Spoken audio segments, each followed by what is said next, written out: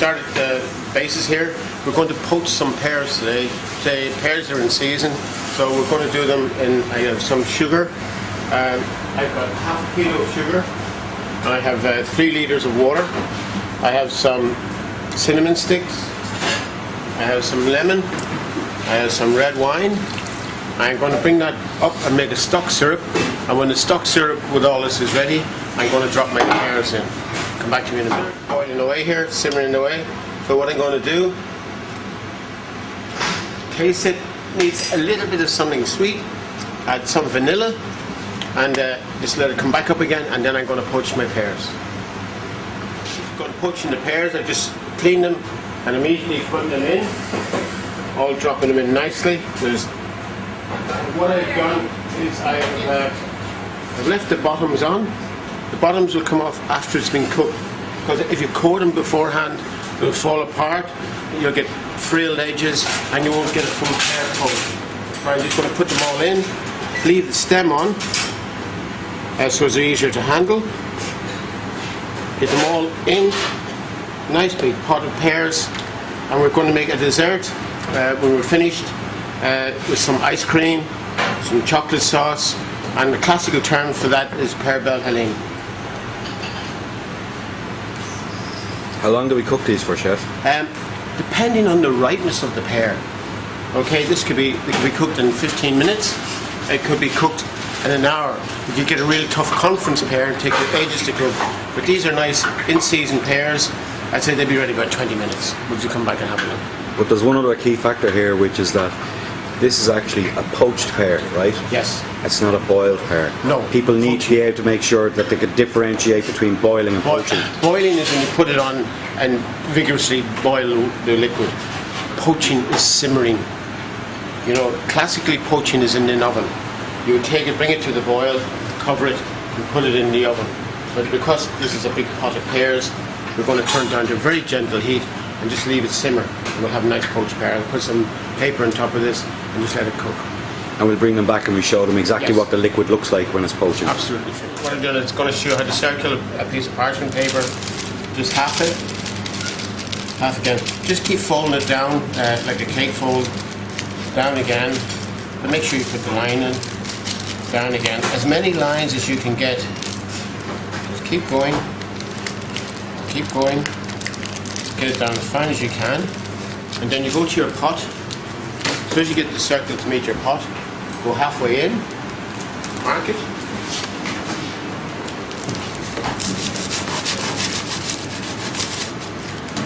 So if you don't have your scissors,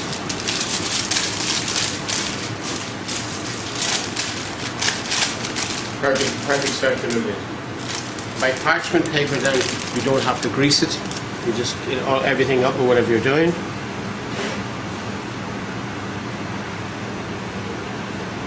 Put your lid on.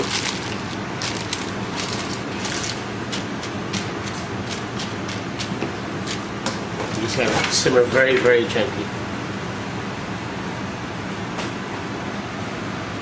And by simmer, I mean the lowest gas you can see.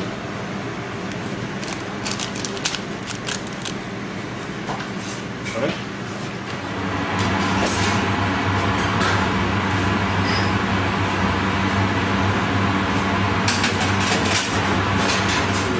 Poaching is just a gentle bubble coming to the top.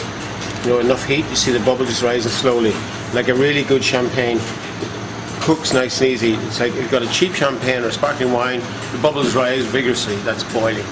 This is poaching, the bubble comes slowly to the top. It's in there, nice and slowly to the top, that's poaching, no more than that. First thing I'm checking is my syrup. My syrup, you get a nice glaze. That's all the sugar and all nice coating for it. Just give it a second to cool.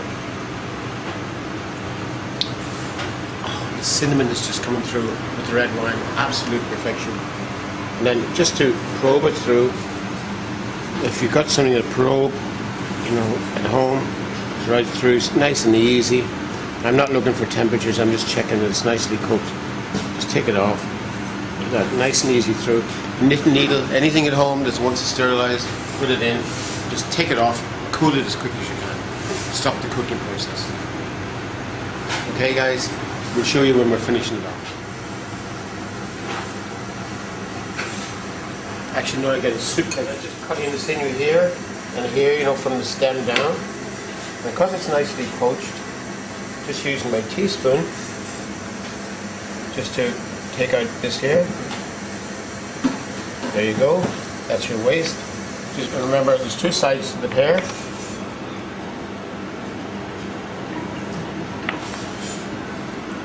You can serve it back together or open it up. You can put in here a ball of ice cream or whatever you would like to do. The pear dessert today, I'm going to make some chocolate sauce, so I've just heated some cream. I mean heated, just bring it to a scald. I have here some dark Belgian chocolate, couverture, 80% cocoa. I'll put that in. See, I buy it in little buttons. Just add it in. Just stir it down. And we get a nice rich chocolate sauce. And then we're going to have a poached pears and red wine, some gorgeous vanilla ice cream, and some dark chocolate sauce. Heaven at its best. It's a simple chocolate sauce, as you see. You know, another day we're going into pastry and we make ganache and all different things to do with chocolate. But today this is just a nice chocolate sauce. Go with a nice Sunday lunch or whatever you want to do with it, an evening meal. Just make sure that the chocolate is well melted into your cream. Okay. The only thing I'll say about doing any pastry. Pastry is an exact science, right quantities, qualities and temperatures. So we scald the cream and we just had a couple of fluid ounces of cream, a couple of ounces of chocolate. This is metric and just not metric, we'll give you the grams and litres later on. So there we go. And you see the nice shine. That's, you have it. Okay guys, we're going to put the dessert together and we'll show you how to turn it. Talk to you in a minute.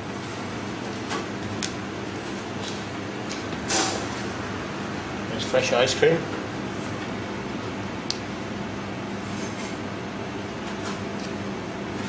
Nice vanilla. So here we have our poached pear, the syrup from the poaching of the pear, fresh ice cream, and indulgence of chocolate sauce. If you ever get to the gates of heaven and taste this, you're in the right place. Enjoy it.